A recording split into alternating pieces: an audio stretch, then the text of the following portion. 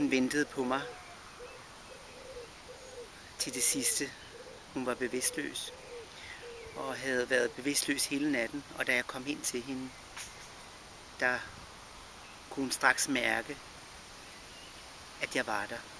Hun havde et meget anstrengt vejrtrækning. Og hun faldt helt til ro. Og der var en dyb kontakt mellem os, selvom hun ikke kunne se mig. Og inden for 10 minutter, der gav hun slip på sit liv. Og mange mennesker, de sagde til mig, hvor er det synd for, at din mor døde. Men det var faktisk en meget, meget stor oplevelse. Ligesom da mine sønner blev født. At det er et stort øjeblik, når et menneske dør. Jeg har været meget optaget af en amerikansk psykolog, som hedder Stefan Levine. Han har skrevet en bog, der hedder A Year to Live.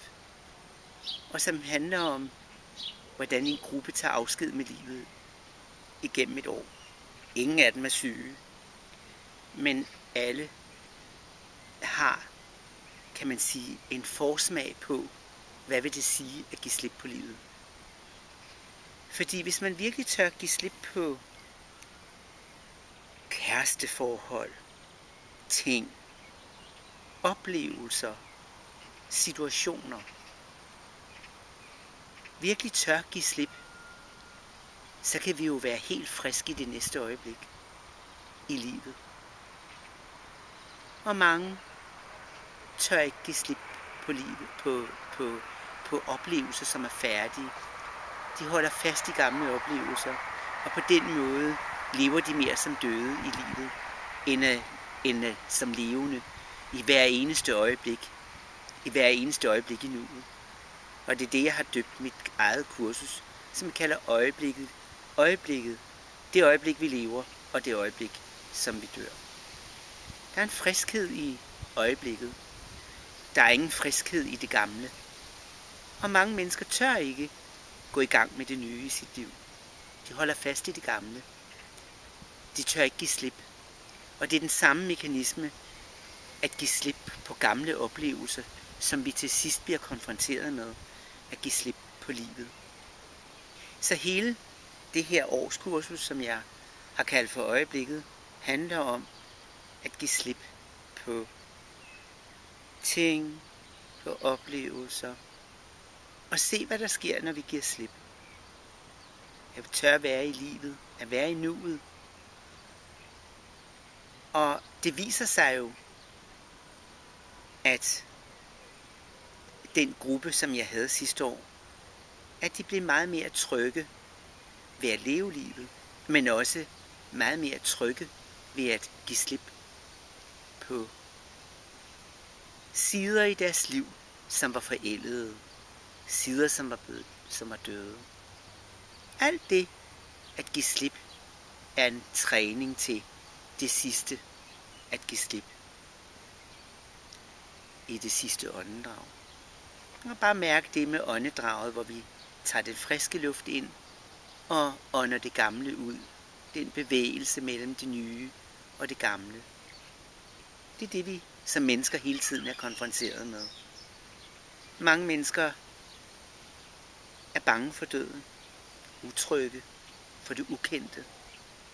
Og ligesom Jungs hus hed Kyst i Nacht, så er det at gå ind i det ukendte og undersøge det, kysse det, være sammen med det, noget, som giver på sigt en tryghed.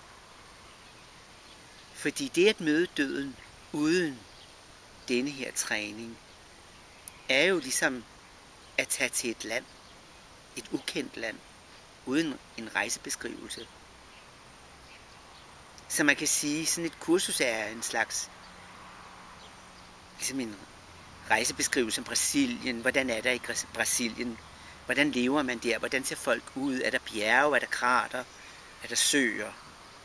Det er en undersøgelse af, hvad er det? Hvad kan man komme ud for, når man bliver syg? Hvad er det for smerter, der opstår? Hvordan er det at møde smerter? Hvordan er det at sige farvel til sine kære? Hvordan er det at skrive et afskedsbrev til sine elskede? Og forestille sig, hvor det er, man vil begraves henne, og hvem man vil give sine ting til. Så først og fremmest er kurset et mindfulness-kursus i at turde være med det liv, vi har i dag. At se på,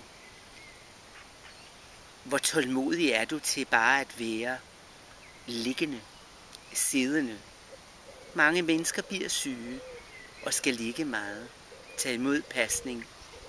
Til sidst lærer du jo måske at tage imod, når dine kære vil give dig mad. Men det er jo også noget, man kan træne i en gruppe.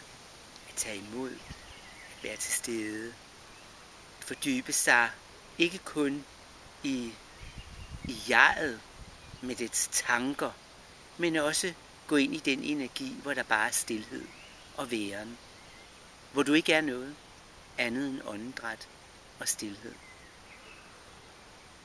Resultatet af sådan en proces er et mod til at møde det ukendte.